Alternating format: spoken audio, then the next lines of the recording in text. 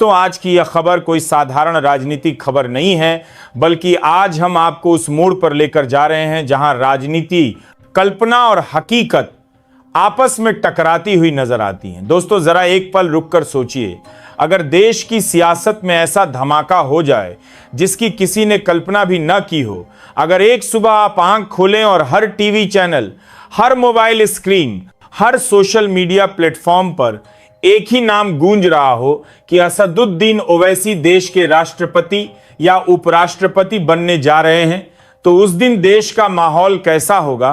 तो दोस्तों, आखिर पूरी खबर क्या है, इसको लेकर चलिए इस वीडियो में जानते हैं।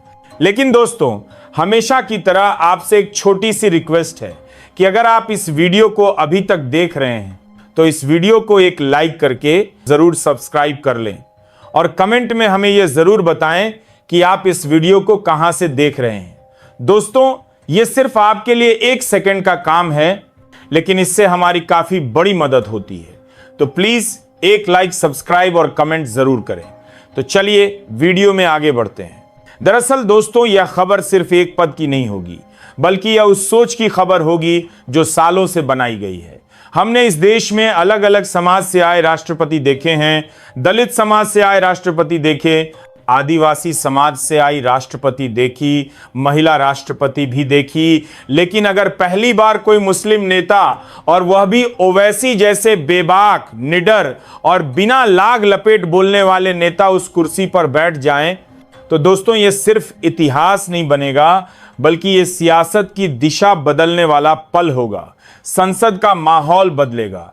वही संसद जहां रोज हंगामा होता है, वही संसद जहां ओवैसी को घेरा जाता है, वही संसद अचानक शांति और प्रोटोकॉल की भाषा बोलती नजर आएगी।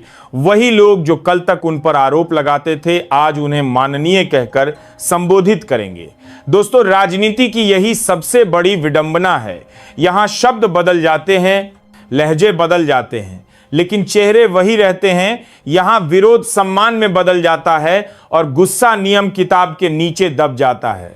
और दोस्तों, अगर गलती से कोई सांसद पुराने जोश में कुछ बोल बैठा तो तुरंत नियम याद दिलाए जाएंगे, मार्शल खड़ा होगा और कहा जाएगा कि शब्दों का चयन संभल कर कीजिए, सामने देश का संवैधानिक पद बैठा है। दोस्तों, सोचकर ही अजीब लगता है कि जिन लोगों ने कभी गद्दार कहा, वही लोग आज सिर झुकाकर बात करेंगे।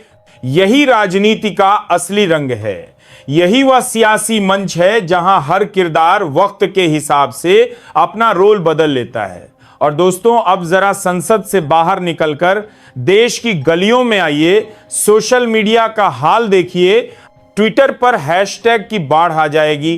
कोई बोलेगा इतिहास बन गया, कोई बोलेगा देश खतरे में है। व्हाट्सएप पर सुबह से संदेश घूमने लगेंगे, चाचा लोग लंबी फॉरवर्ड भेजेंगे, मोहल्ले का लड़का मीम बनाएगा, इंस्टाग्राम पर रील चलेगी और राजनीति एक तमाशे में बदल जाएगी।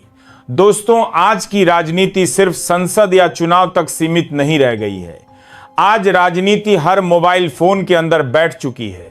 हर इंसान खुद को जज समझने लगा है और यहीं से शुरू होता है असली खेल, नैरेटिव का खेल, कहानी गढ़ने का खेल, जहां सच से ज्यादा ताकतवर यह होता है कि कहानी कौन सुना रहा है और कैसे सुना रहा है। दोस्तों, अब जरा इस कहानी को कल्पना और मजाक से निकालकर असली राजनीति की जमीन पर उतारते हैं, क्योंकि यहां जो दिखता है वह पूरा सच नहीं होता और जो सच होता है वह अक्सर दिखाई नहीं देता। दोस्तों, अगर ओवैसी जैसे नेता को इतने बड़े संवैधानिक पद के लिए आगे किया जाता है, तो इसके पीछे सिर्फ भावना या प्रतीक की राजनीति नहीं होगी, बल्कि इसके पीछे बहुत ठंडी और गहरी सियासी गणना होगी।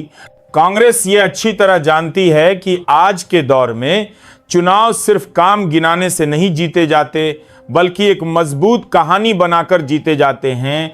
एक ऐसा चेहरा आगे रखकर जीते जाते हैं जो पूरे देश में चर्चा का केंद्र बन जाए, जो समर्थकों को जोश दे और विरोधियों को असहज कर दे। भारतीय जनता पार्टी ने सालों से हिंदुत्व और मजबूत नेतृत्व का नैरेटिव खड़ा किया है और नरेंद्र मोदी को एक ऐसे नेता के रूप में पेश किया गया है जो अकेले फैसले लेते हैं और देश को दिशा देते हैं। अब कांग्रेस को लगता है कि अगर इस नैरेटिव को चुनौती देनी है तो उसे भी एक ऐसा नाम चाहिए जो सियासी बहस का केंद्र बने। और इसी जगह पर ओवैसी की एंट्री होती है।